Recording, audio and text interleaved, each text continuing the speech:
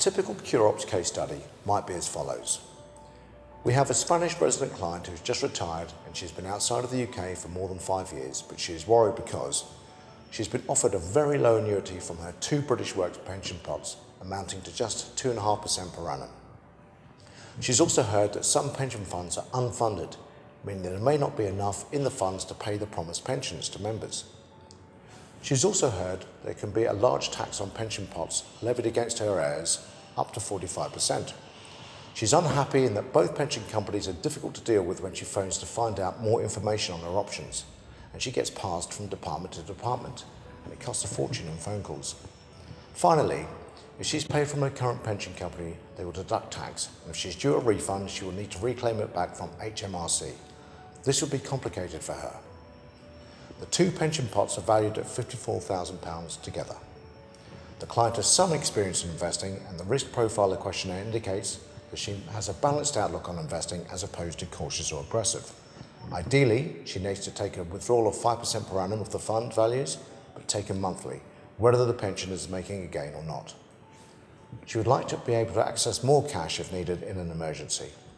She's indicated that she is unlikely to return to the UK and will remain living in the sun.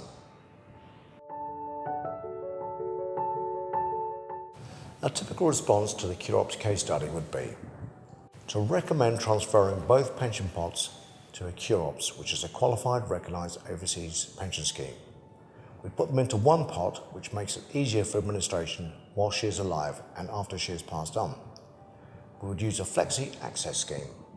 In this Flexi Access scheme, it becomes the client's money, controlled by and ring-fenced for her. It is not subject to whether her existing pension schemes in the UK run out of money or not. This is a very important point.